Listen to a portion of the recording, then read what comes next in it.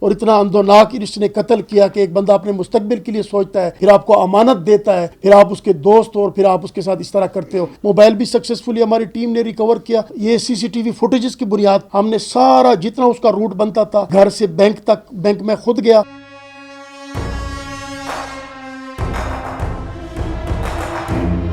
ادھر بینک میں نے وزٹ کیا، پھر بینک سے لے کے کرائم سین تک جتنے بھی رستے میں ہمارے کیمراز آتے تھے سب کی فوٹیجز ہم نے اکٹھی کی۔ ایک انتہائی افسوسناک واقعہ 5 دسمبر کو پیش آیا جب ایک نوجوان اسٹوڈنٹ زین الرحمان، وہ اپنے بہتر فیوچر کے لیے اس نے رقم بینک سے نکالی اور اس کی خواہش تھی کہ وہ یو کے میں جا کے پاکستان کا نام روشن کرے اور ایک اچھا مستقبل اس کی خواہش تھی۔ انفارچونیٹلی ہمیں ایک اطلاع موصول ہوئی کہ 19-20 سال کے ایک لڑکی کی لاش پانی کے ڈھنڈ میں پڑی ہے۔ تو اسی اطلاع پہ فوری طور پہ ہمارے ایس ایچ او منگل اور حیات خان پولیس پارٹی کے ساتھ فوراً وہاں پہ پہنچے، وہاں سے انہوں نے نعش اٹھائی، جب ہسپتال آ کے اس کو آئیڈینٹیفائی کیا تو یہ وہی بدقسمت زین الرحمان تھا۔ انٹریس کیس تھا جی، اس پہ پھر ہمارے آر پی او صاحب نے بہت سخت نوٹس لیا، میں نے خود سپروائز کیا، ایک ٹیم ہم نے بنائی، اس میں ہمارے ایس پی انویسٹیگیشن، ہمارے ڈی ایس پی بادشاہ حضرت، ہمارے ساتھ اسپیشل برانچ کی ٹیم بھی تھی، ایس ایچ او تو تھا ہی، اور ڈی ایس بی انہوں نے بھی بڑی محنت کی، ٹیکنیکل ایویڈنسز سارے کیمروں کی وہ فوٹیجز ہم نے وہ ریسیو کی، کیونکہ ان کے جو ورثاء تھے وہ بھی انتہائی آنریبل فیملی، بہترین ایک مذہبی گھرانہ تھا جی۔ ایون ان کے والد صاحب تو مجھے یہ کہہ رہے تھے،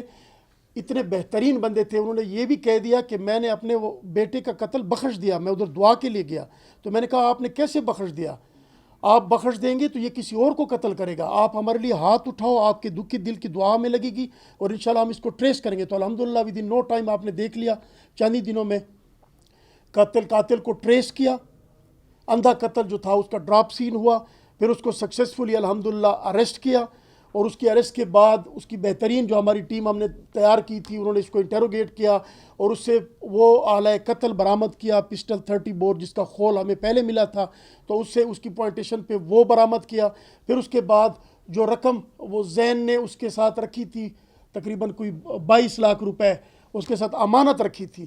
کہ یہ پھر آپ مجھے دیں گے اور میں پھر آگے اس پہ اپنا وہ ویزا اور وہ کروں گا، تو وہ الحمدللہ 13.5 لاکھ اب تک اس سے ہم نے برآمد کر لیا، اور قاتل نے اپنا کنفیشن بھی ہمارے سامنے کر لیا الحمدللہ، اس کو عدالت میں بھی پیش کر دیا، اور شکر الحمدللہ سکسیسفلی میری ٹیم نے اس کیس کو ہینڈل کیا اور اس کو ورک آؤٹ کیا۔ جی زبردست کوشچن تاسو وکړی، زه دا وایم جی